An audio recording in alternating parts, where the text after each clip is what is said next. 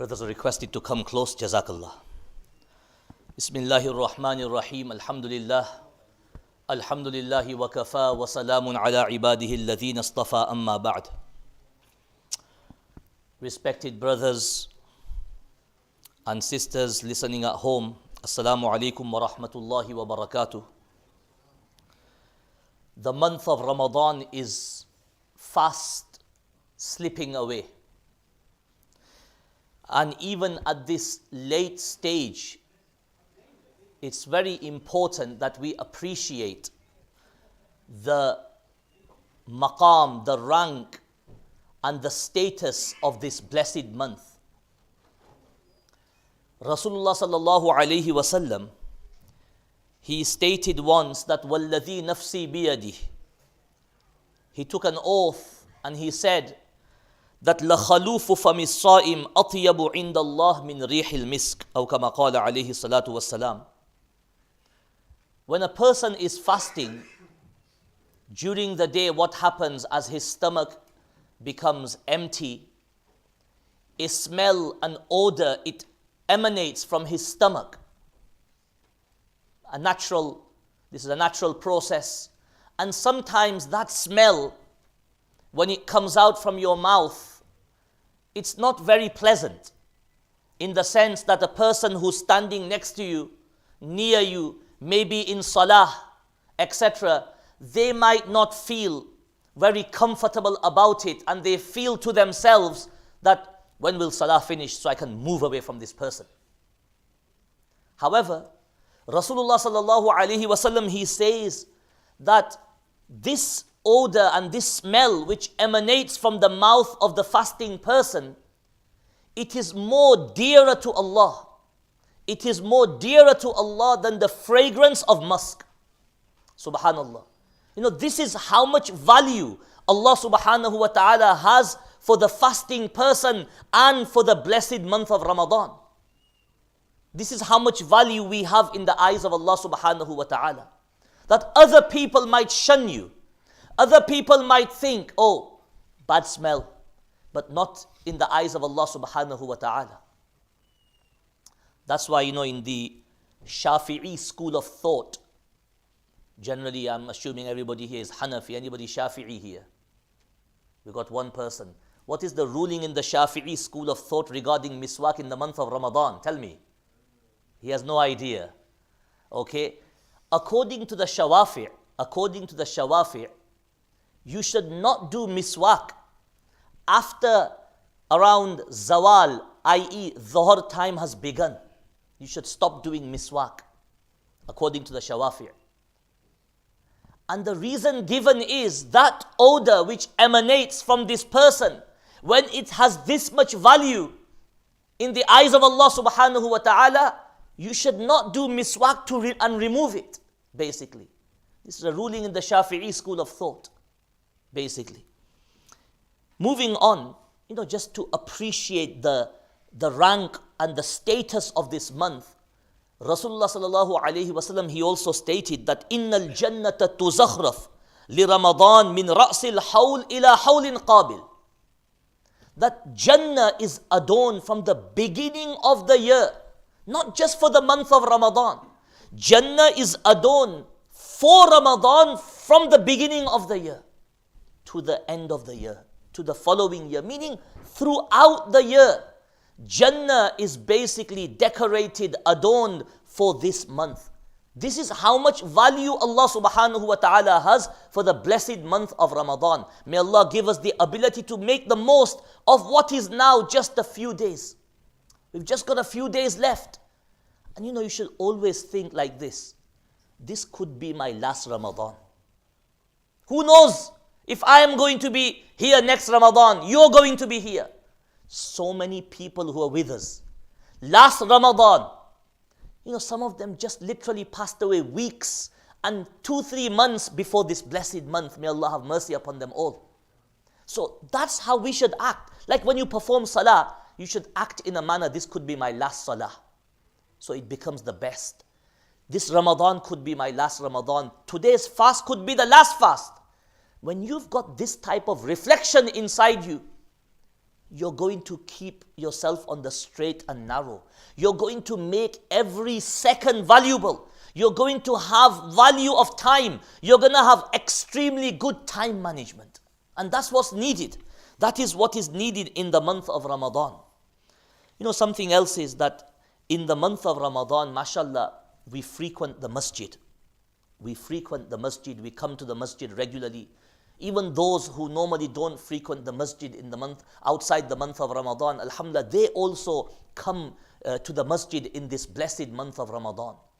Just as we need to appreciate the rank, the status, the maqam of the month of Ramadan, we also need to appreciate the maqam, the role, the status of the masjid, the house of Allah subhanahu wa ta'ala. Rasulullah sallallahu alaihi wasallam, he said that ahabbul biladi ilallah masajiduha wa abghadul biladi ilallah aswaquha, aw kama qala alayhi salatu wasalam.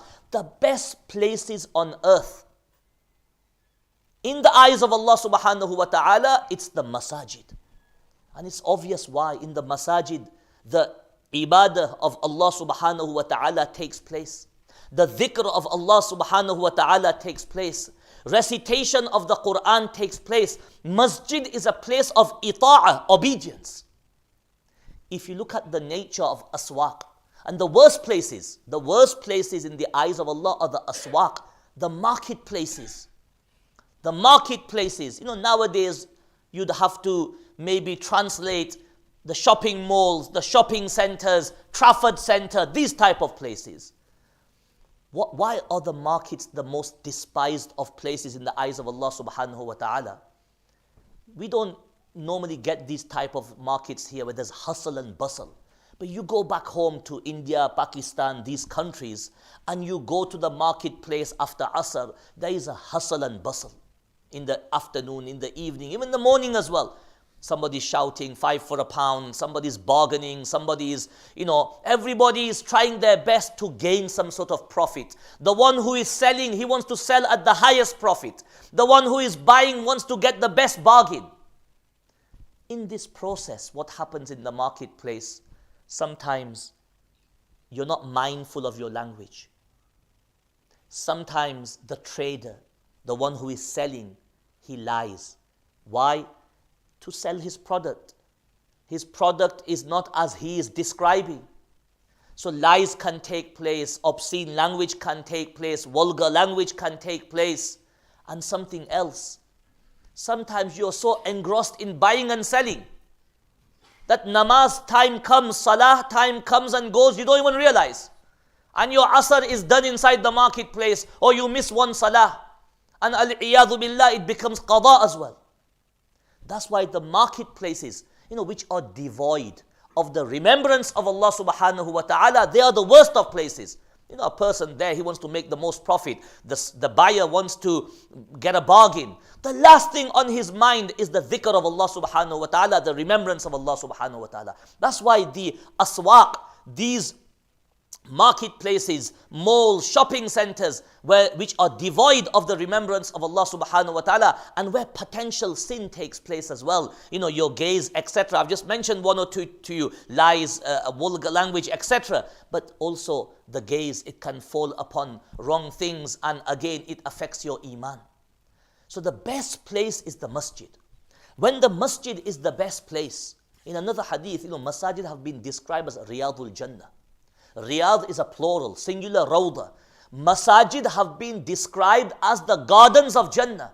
Rasulullah sallallahu alaihi wasallam, he said to the Sahaba that when you pass by the gardens of Jannah, when you go into the gardens of Jannah, farta'u, graze. So first question Sahaba asked, Ya Rasulullah, what are these? What do you mean by gardens of Jannah? Rasulullah sallallahu alaihi wasallam replied, Masajid. Masajid. The houses of Allah subhanahu wa ta'ala are the gardens of Jannah.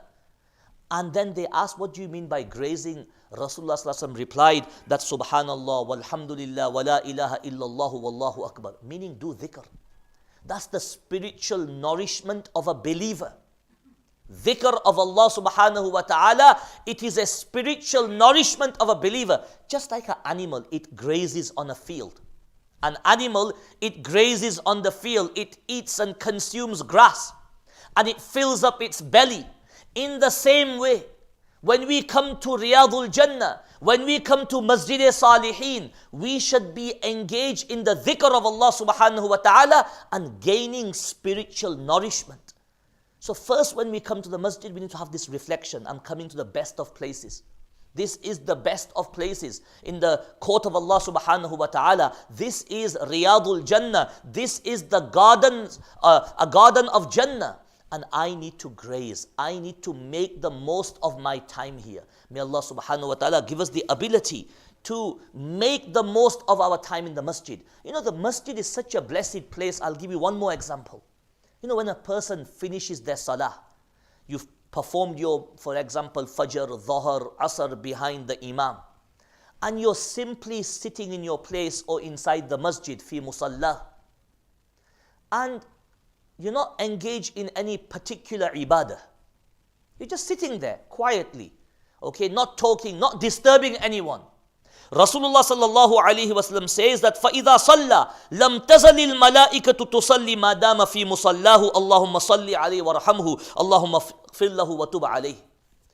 As long as you remain seated in the vicinity of the masjid, after salah, you don't talk, you don't engage in anything which is contrary to the actions of salah. So you maintain your wudu as well. The malaika, the angels, they give you dua. Free dua. You gain the du'as of that creation of Allah subhanahu wa ta'ala, which Allah has described in the Quran as لَا يَعْصُونَ اللَّهَ مَا أَمَرَهُمْ. That they never ever disobey any command of Allah subhanahu wa ta'ala. وَيَفْعَلُونَ مَا يُؤْمَرُونَ. And they do exactly as they are told. So this creation, which is sinless, which has no sin on its name, this creation makes dua for us. And they say, Allahumma salli alayhi. Ya Allah, send blessings to this person. Grant barakat and blessings to this person. And not just that, they make dua of maghfirah. Allahumma ghfir lahu. Oh Allah, forgive this person. This is the masjid. And this is what every person needs to appreciate when they come to the masjid. That every minute of mine is precious.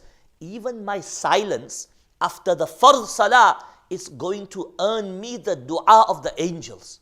This is the reflection we should have in our minds. At the same time, you know, just like there's great rewards, there's great virtue, there's also great penalty as well. When a person disrespects the house of Allah subhanahu wa ta'ala, when he violates the sanctity of the masjid. Rasulullah sallallahu alayhi wasallam, he says that يَأْتِي عَلَى النَّاسِ زَمَانٍ يَكُونُ حَدِيثُهُمْ فِي مَسَاجِدِهِمْ فِي أَمْرِ دُنْيَاهُمْ فَلَا تُجَالِسُهُمْ فَلَيْسَ لِلَّهِ فِيهِمْ حَاجَةٌ. A time will come upon the people that in the masjid their discourse will be about worldly matters. Gupshup, what we call gupshup. Okay, that's what will happen. Time of Asr and Maghrib, so precious time, whether it's Ramadan, outside Ramadan, in Ramadan it's even more precious. What are people doing? Rather than engaging in ibadah, 2 are in this corner, 2 are in that corner, 3 are in this corner, gupshup. This is happening in the world, that's happening in the world, athayu, heluthayu, panchat, this and that. Rasulullah sallallahu alaihi wasallam is saying, first of all, fala tujalisuhum. Don't sit with these type of people. That's the first thing. When you come inside the masjid, don't make a beeline for that spot where your friend is sitting. No. If your friend is sitting in that corner, you should be in the other corner. Your friendship, it stops at the door of the masjid. Friendship outside. This is Riyadul Jannah. I need to graze here. I need to gain spiritual nourishment. I need to earn the du'as of the malaika. So you don't sit with that person who's going to distract you. You know, when we have assembly in the madrasa for children, I always make an announcement that don't sit next to someone who's going to make you talk, basically. Because there's nothing worse when you've got a teacher delivering an assembly and you got 2-3 kids yapping away, chit-chat, whispering. There's nothing worse than that. And believe me, I take them to task, these type of pupils. So, same thing in the masjid. That when you come to the masjid, don't sit next to someone who's going to engage with you in talk, in idle talk. And it could be innocently. So don't sit next to that person.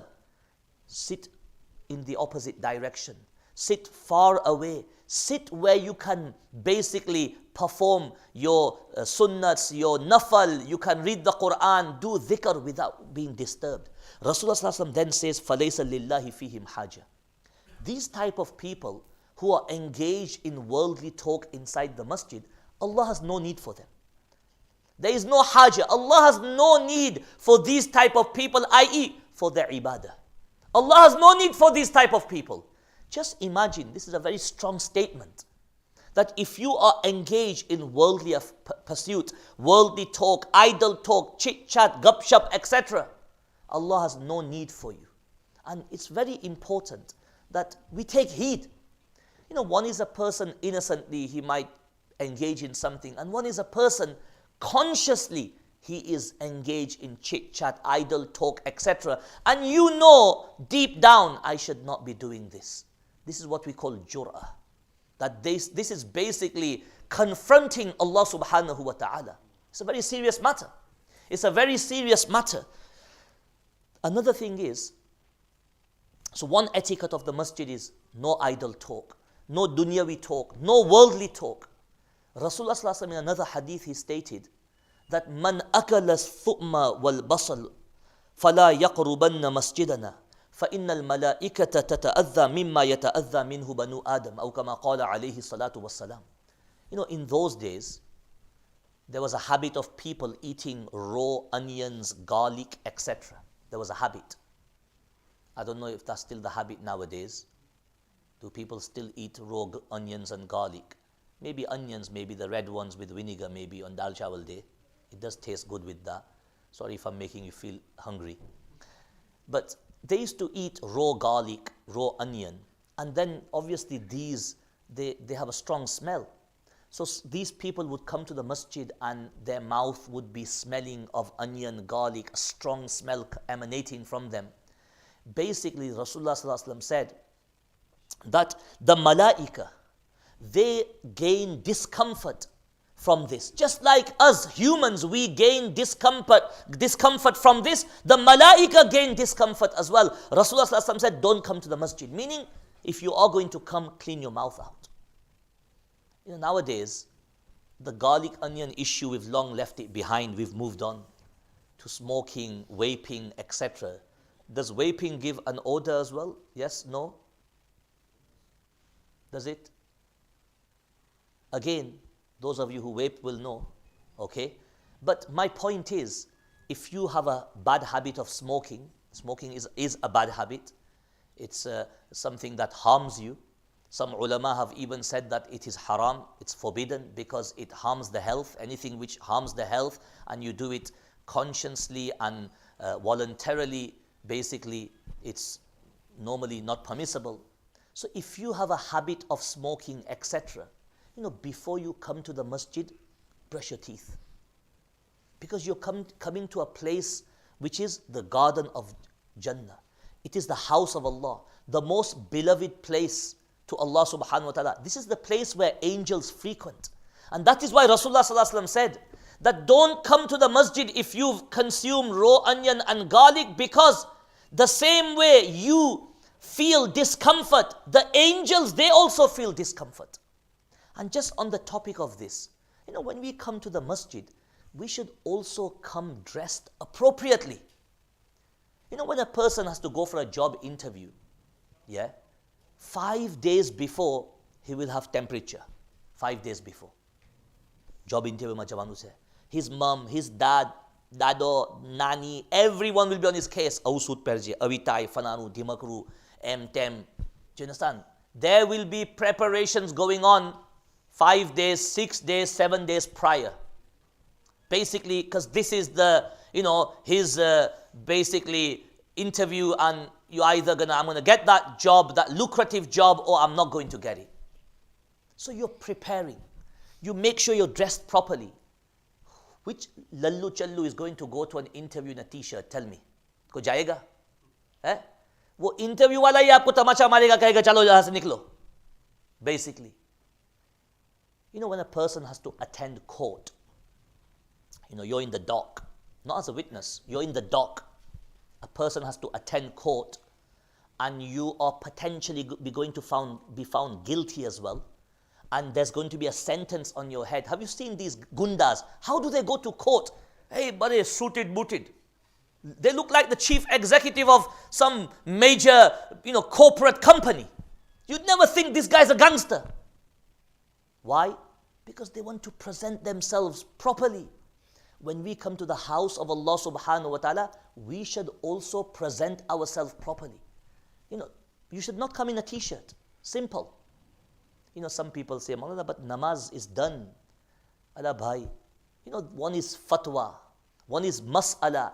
We're talking about beyond fatwa and mas'ala. This is about adab, etiquette. This is about understanding who your creator is. The maqam, the rank of Allah subhanahu wa ta'ala. And you appreciating which place you are in. This is not about fatwa, mas'ala and these type of things. It's called choro. This is for those people who are always looking for loopholes. This is beyond that. Come dressed appropriately. Mashallah, some brothers, they have this really good habit. They keep a jabba in their car, a loose jabba. When they come to the masjid, they open their boot, take the jabba out, slip it on, and come inside the masjid. Just imagine you come to the masjid, you're not dressed up. When I say dress appropriately, I mean like this. You wear something like this. I'm not just talking about don't wear a t-shirt. I am talking about that when you go in sajda, you are not a unholy sight. Samajhne wale samajh jayenge. That's what I'm talking about. That this is how you should come dressed. Basically, dressed appropriately. This is the house of Allah subhanahu wa ta'ala. I am coming to meet my creator. And who knows, this could be my last salah. This could be my last visit to the masjid. You come dressed appropriately. Some people say, I've come from work, but I've given you a solution. Keep a jabba in your bag. Get a special jabba sewn just for this purpose, which is loose. All you've got to do is slip it over your clothes. That's why I'm saying loose, so it fits you comfortably. And you can then come to the masjid and perform your salah. If you look at all the major heavenly religions, and maybe some of the non-heavenly religions as well, they all have a habit where they cover the hair. The head is covered. It's a sign again of respect, of humility, of humbleness. Allah bhai, if you don't wear your hat, your salah is done. We all know that. Sabse bade mufti to hum hai. We all know that. Again, this is not issue about salah will be done or not done. No. This is about respect. This is about appreciating the maqam of Allah subhanahu wa ta'ala, the maqam of the masjid, the rank and the state of the masjid. You come to the masjid dressed appropriately. You come to the masjid in a respectable manner. Just in a respectable manner. Rasulullah sallallahu alaihi wasallam in one hadith he said that إِذَا سَمِعْتُمُ الْإِقَامَةِ فَامْشُوا إِلَى الصَّلَاةِ وَعَلَيْكُمْ بِالسَّكِينَةِ وَالْوَقَارِ. That when you hear the iqamah, let's say you've just come inside the masjid, you're at the door, and you hear iqamah is almost finishing, Imam Sahib is basically saying Allahu Akbar. And you've got to do wudu as well, so you quickly rush in to do wudu. And then you can hear the Imam just about going into ruku, and you come running inside the Jamaat Khana. No. Rasulullah sallallahu alayhi wa sallam said, Famshu ila salah. You walk with dignity towards the prayer, towards salah. You don't run. وَعَلَيْكُمْ بِالسَّكِينَ وَالْوَقَارِ. Adopt basically calmness, sakina. This is the masjid. This is the house of Allah subhanahu wa ta'ala. You walk in with dignity, with respect, with honor. And very simple, Rasulullah sallallahu alaihi wasallam said that وَلَا تُسْرِعُوا, and he said, don't run. فَمَا أَدْرَكْتُمْ فَصَلُّوا. Very simple formula. Whatever rakats you catch with the Imam, فَصَلُّوا, you pray those with the Imam. وَمَا فَاتَكُمْ فَأَتِمُّوا. And whatever rakats you've missed, you will have to stand up and complete them. For the sake of that one rakat, which, many times you see people, Imam is in ruku and they jump into ruku. So basically they are going down, Imam is coming up. You have not caught the rakat, but they still don't perform that rakat after the Imam has done salam. And number two, your action, this action of yours, basically, it's putting you in doubt. Do you think, no, actually I have got the rakat? When you haven't got the rakat, basically. And the takbir-e-tahrima is not even done properly as well.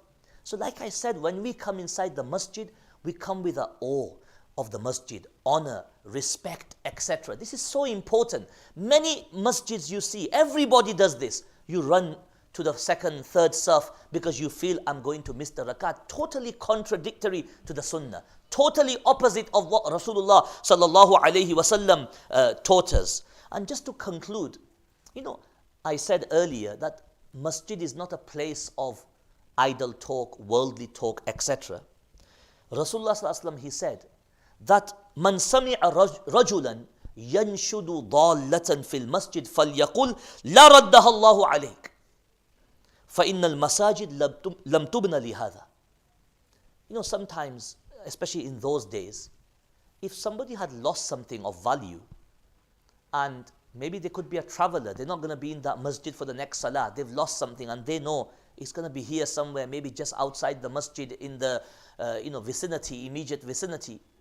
That person might be tempted that after the prayer he stands up in the masjid and makes announcement that, look, I've lost, for example, my camel or my saddle or my provision or whatever.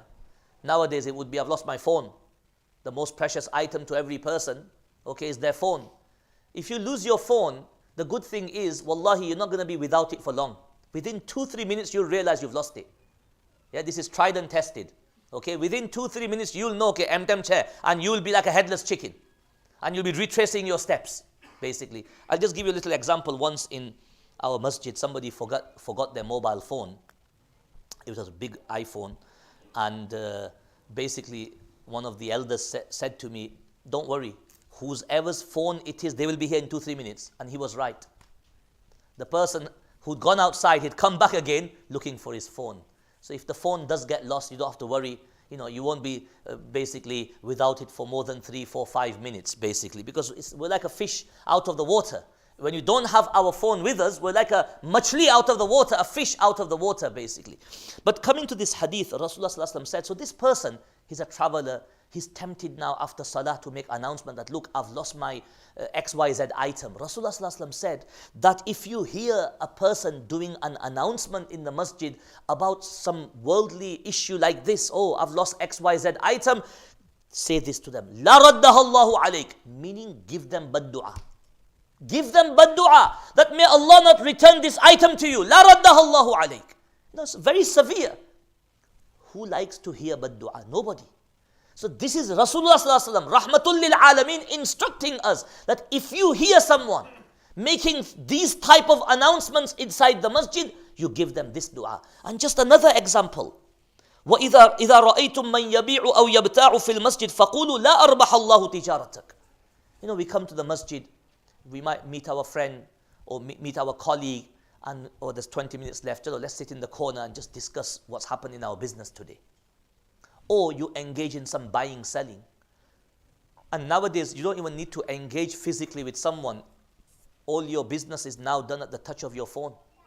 So you don't physically engage with someone in a transaction, in buying, selling, discussing a sale, etc. You're on your phone and you're making transactions. You're ordering goods, or you might have an account on Amazon, and you're basically from the Jamaat Khana, you are actually sending someone's God knows what to their house, basically. You've just approved it.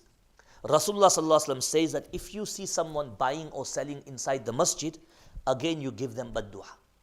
And it's very strong dua. La arbaha Allahu tijaratak. May Allah not give you any profit, any gain in your trade. If you had a business and somebody gave you this bad dua, how would you feel? You would feel extremely angry. You'd feel upset that what type of dua is this person giving me? Rasulullah sallallahu alaihi wasallam is saying, when you engage in trade and tijara inside the house of Allah subhanahu wa ta'ala, which is a place of ibadah and worship, give them this bad dua, that la arbaha Allahu tijarataka. Even though, tijara is from Islam. Earning a livelihood is a trait of our deen. Allah subhanahu wa ta'ala has commanded us that you need to wake up and go out and earn a living. The dunya is darul asbab. The dunya is a place, an abode where we require means, asbab, all the time. Nothing happens automatically. Allah has made the world such. And when a person goes in the morning to work, to his job, to his place of business with a correct intention, wallahi, his time spent in his employment, in his profession, it becomes ibadah for that person. When the correct intention is there. The same thing if you do it in the masjid. Doesn't matter what good intention you have. Immediately you become worthy of this bad-du'a. La arbahallahu tijarataka. May Allah subhanahu wa ta'ala give us all the ability, first of all, to appreciate this blessed month of Ramadan, which is fast slipping away. And secondly, may Allah subhanahu wa ta'ala give us the ability to appreciate the rank and role of the masjid. I think this bayan should have been done more at the beginning of Ramadan so that we make the most of Ramadan, but it's still not too late. Al-i'tibaru bil khawatim. Rasulullah sallallahu alayhi wasallam said, Al-i'tibaru bil khawatim. Consideration is given to the ending, khawatim. You know, you might have been up to now in slight ghafla in the month of Ramadan, lazy and a bit laid back and not doing as you should have been doing. But now you realize that, look, today's Wednesday. There's only one more Wednesday left for Ramadan. And Saudi is guaranteed on Friday, 100%. Foregone conclusion. So this is last Friday of Ramadan as well coming. Last Friday, basically. And then, you know, you have this realization and you think, look, I need to really pull my socks up and roll my sleeves up. Al-i'tibaru bil khawatim. So it's never too late to start. If you've not been performing tahajjud to date, start performing your tahajjud. You know, ये बच्चों का काम होता है. You know, let's say Sehri ends, for example, at 5 past 4, 10 past 4, whatever. ये बच्चों का काम होता है. Let's say 10 past 4 Sehri ends, 4:09 or 1 minute left, and you're drinking water or gulping something down. ये छोटे बच्चों का काम. These are little kids. ये उनका काम होता है. Mature adults, they finish their Sehri half an hour before. And they come to the masjid and they engage in tahajjud. Even the women folk at home, they should finish their Sehri half an hour prior. So they can also engage in ibadah and worship. You know, what is this? You wake up half an hour before Sehri, running around last minute and gulping down food like you're going to die the next day. If I don't have this in Sehri and that in Sehri. You know, wallahi, if we've been fasting properly and not eating like, I just told the boys, I taught today just now, I said not eating like a buffalo, that's the word I use, bhens ki tarah. You know, by now your stomach has shrunk. You know, the appetite which you might have had on the first, second day of Ramadan, wallahi, that should have decreased by 60%, if not more. Wallahi, if not more. By now, the fast, it should have not just a spiritual effect on us, we should also be seeing the health benefits of our fast as well. So may Allah subhanahu wa ta'ala give us the ability to make the most of these last few moments. And at the same time, He gives us the ability to ensure that we preserve and we respect the masjid. So important. You know, a person, number one, we don't frequent the masjid that much. Come on, let's be honest. The little bit of time we give to the masjid, if we can't even capitalize on that, if we can't make the most of that, then wallahi, there is no greater loser than us. We gave little time to the masjid, kacha, waqt diya. And then on top of that, we don't even make the most of it. We're engaged in idle talk, worldly talk, etc.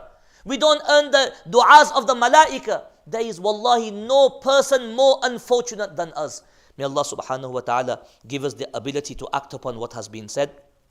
And may Allah subhanahu wa ta'ala give us the ability to make the most of these last few blessed nights and days of Ramadan. Bismillahir Rahmanir Rahim. Alif Lam Mim. Allahu la ilaha illa huwal hayyul qayyum wa anatil wujuhu lil hayyil qayyum wa ilahukum ilahun wahid la ilaha illa huwar rahmanur rahim. Allahumma rabbana zalamna anfusana wa illam taghfir lana wa tarhamna lanakunanna minal khasirin. Allahumma rabbana atina fid dunya hasana wa fil akhirati hasana wa qina adhaban nar. Allahumma a'inna ala dhikrika wa shukrika wa husni ibadatik. Allahumma inna نسألك موجبات رحمتك وعزائم مغفرتك والغنيمة من كل بر والسلامة من كل إثم. اللهم لا تدع لنا ذنبا إلا غفرته ولا هما إلا فرجته ولا دينا إلا قضيته ولا حاجة من حوائج الدنيا هي لك رضا ولنا فيها صلاحا إلا قضيتها ويسرتها يا أرحم الراحمين. اللهم أمتنا على الإيمان واحشرنا يوم القيامة مع المتقين والإيمان. اللهم ثبتنا بالقول الثابت في الحياة الدنيا وفي الآخرة. اللهم اجعلنا ممن طال عمره وحسن يعملون عملوا اللهم رب ارحمهما كما ربيانا صغيرا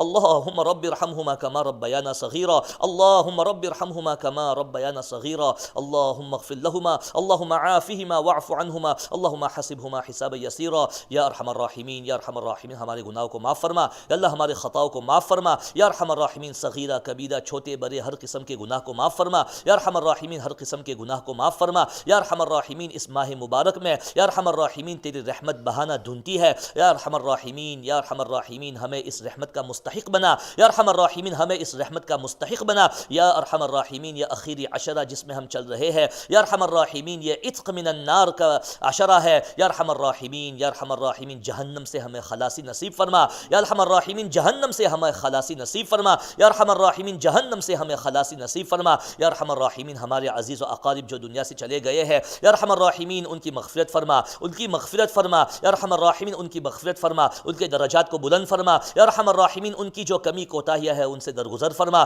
یا ارحم الراحمین ان کی کمی کوتاہیوں سے درگزر فرما یا ارحم الراحمین ہم میں سے جو یہاں بیٹھے ہیں جن کے والدین حیات ہے یا ارحم الراحمین ہمیں ہمارے والدین کی قدر کرنے کی توفیق نصیب فرما ان کی خدمت کرنے کی توفیق نصیب فرما ان کی دعاؤں کو لینے کی ہمیں توفیق نصیب فرما یا ارحم الراحمین ہمیں محروم نہ بنا یا ارحم الراحمین ہمیں محروم نہ بنا یا ارحم الراحمین ہمیں محروم نہ بنا یا ارحم الراحمین مسجد کی ہمیں عزت کرنے کی توفیق نصیب فرما یا ارحم الراحمین مسجد کے جو آداب ہے اس کے لحاظ رکھنے کی ہمیں توفیق نصیب فرما یا ارحم الراحمین مسجد میں گناہ کرنے سے ہماری حفاظت فرما یا ارحم الراحمین مسجد میں گناہ کرنے سے ہماری حفاظت فرما یا ارحم الراحمین آپ صلی اللہ علیہ وسلم نے جتنی بھی خیر کی دعائیں مانگی ہے یا ارحم الراحمین ہمیں اس میں حصہ نصیب فرما اور جتنے بھی شرور سے پناہ مانگی ہے یا ارحم الراحمین ہم بھی ان تمام شرور سے پناہ مانگتے ہیں اللہم ربنا تقبل منا انک انت السمیع العلیم وتب علینا یا مولانا انک انت التواب الرحیم سبحان ربک رب العزة عما يصفون وسلام على المرسلين والحمد لله رب العالمين. Just one final message before I go.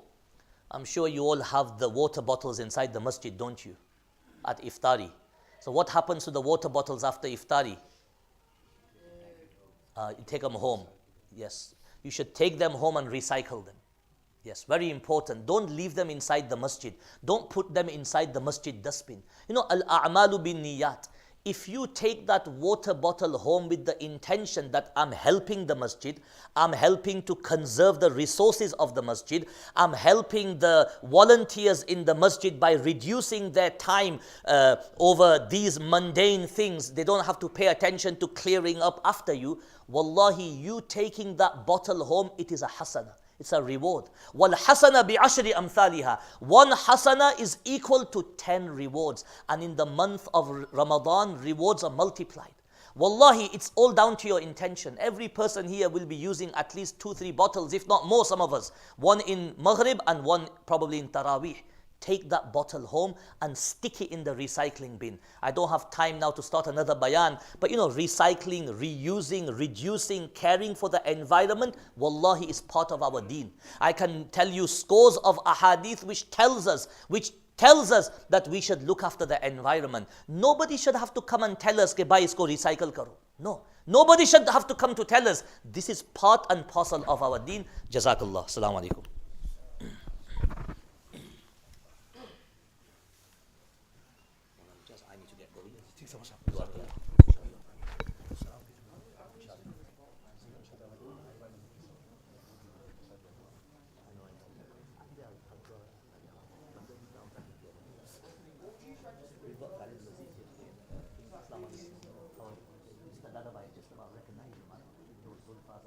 Moroccan folk.